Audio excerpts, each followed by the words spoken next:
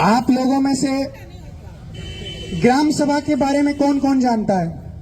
एक बार हाथ खड़े करोगे?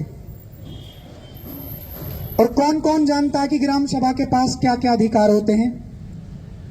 आपको मालूम है, अगर ग्राम सभा कोई प्रस्ताव ये पारित कर दे कि इस गांव में ये नियम बनेगा और ये कानून बनेगा, तो उस कानून को और उस नियम को भारत का राष्ट्रपति, भारत की राज्यसभा, लोकसभा, भारत की संसद भी नहीं बदल सकती। लेकिन हम लोगों को अपने अधिकार ही नहीं पता। क्या आप लोगों को पता है कि भारत के संविधान, Indian constitution 73rd amendment act के तहत आप लोगों के पास वो राइट्स हैं और हम ग्राम सभा के माध्यम से भी प्रस्ताव पारित करने वाले हैं। हम एसपी को, हम डीसी को और हम इस राज्य के मुख्यमंत्री को और प्रधानमंत्री को अभी चिट्ठी लिखने वाले हैं और भेजने वाले हैं। अगर जवाब नहीं आता है और कोई जवाब नहीं देता है, तो मैं फिर आपसे एक बात कहना चाहूंगा कि जो बैंक के अधिकारी हैं और जो बैंक के प्रशासन हैं, मैं उनको 24 घंटे का टाइम देता हूं।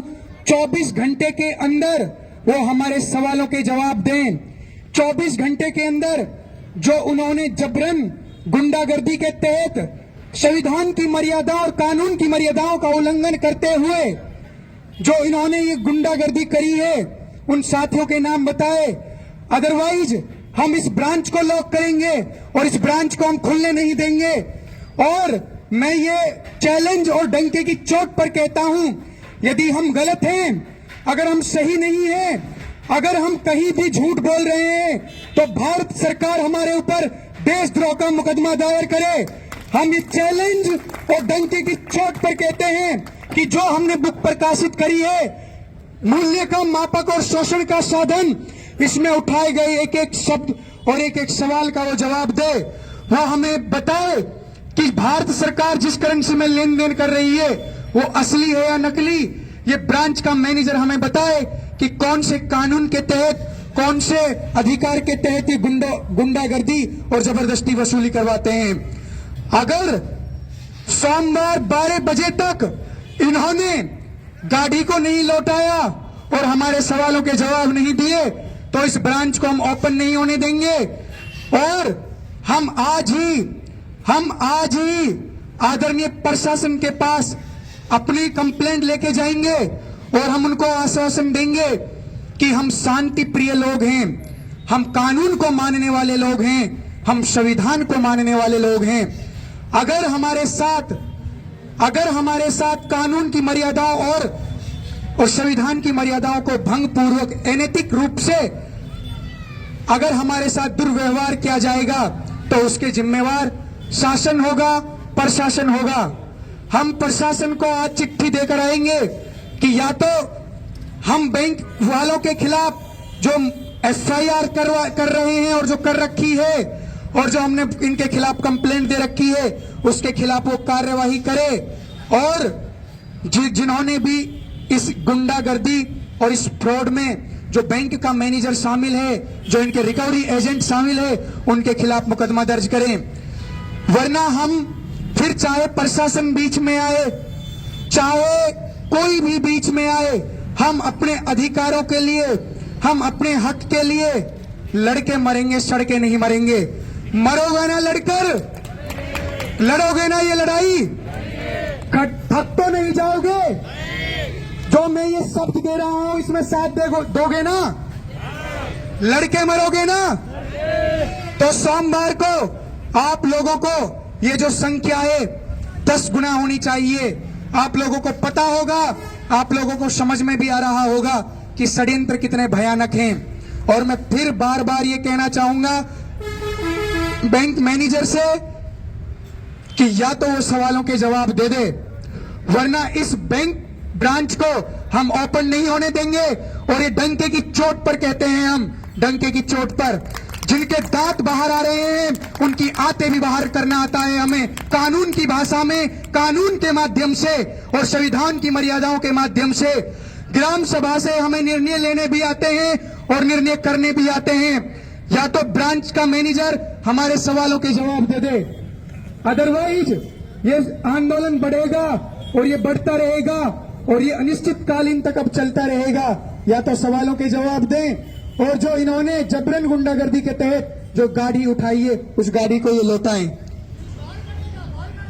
भारत की हुंकार है, भारत की हुंकार है।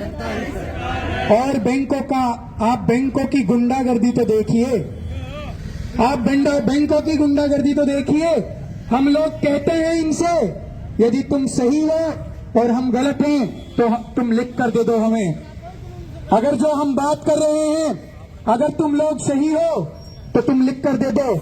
जितने भी लोग सुन रहे हैं यहाँ पर, चाहे एल स्मॉल फाइनेंस बैंक हो, चाहे चोलामंडलम हो, चाहे रंगदे बसंती चोला हो, कोई सी भी बैंक हो, आपको कोई भी कर्ज भरने की जरूरत नहीं है। वो कर्ज नकली रुपए में आपके साथ लेन देन कर रहे हैं और वो आपके साथ किस प्रकार से लेन देन कर रहे हैं, किस प्रकार से आपको बेवकूफ बनाया जा रहा है और किस प्रकार के साथ आपके साथ फ्रॉड किया जा रहा है। एक एक बात हम दस्तावेजों के साथ और कानून के माध्यम से आपको साबित करेंगे। आज जो लोग इन सारी घटनाओं को देखकर और सुनकर खामोश हैं, मौन हैं, मैं उनसे कहना चाहूंगा, भीष्म ने भी जब चीरहरण का विरोध नहीं किया था जी, सरसैया पर स्वयं नेति ने उनको लेटा दिया था जी। गुरु द्रोण के सर पर, गुरु द्रोण का दुर्योधन सर पर जब आशीष उतरते देखा है तो कुरुक्षेत्र में हमने उनका शीश उतरते देखा है। तो क्या शीश उतारने के लिए तैयार हो? क्या शीश उतारने के लिए तैयार हो? क्या उन वैश्विक ताकतों से और इस भारत को बचाने के लिए आप तैयार हो? तैयार हो आप?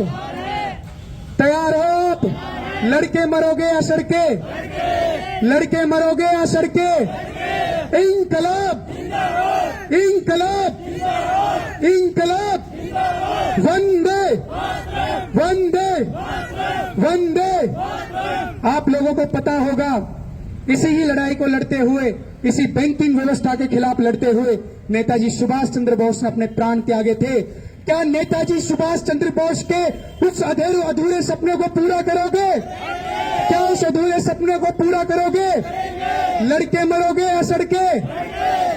तो सोमवार को आप लोगों को दुगनी ऊर्जा और बाहुबल के साथ आना है। आप लोगों को कल भी आना है और यहाँ पर हम हर दिन आएंगे। हम जब तक आएंगे जब तक बैंक प्रशासन जब तक हमारे सवालों के जवाब नहीं देता। हमने पूछा, ये तो बात हो गई बैंक की, ये तो बात हम कर रहे थे बैंक की। हमने पूछा भारत सरकार से कि भारत कब आजाद हुआ। हमने पूछा कि भारत 14 अगस्त को किससे आजाद हुआ और 15 अगस्त को किससे आजाद हुआ। तो भारत सरकार हमसे कहती है कि इस प्रकार का हमारे पास कोई दस्तावेज उपलब्ध नहीं है।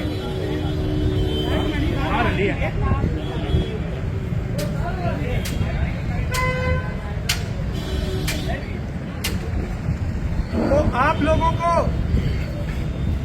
को आवाज आ रही है ना मेरी? आगे आ जाओ, ऐसा कोई आप पास आगे बैठ जाइए। ओ वीर सिंह भाई कौन है?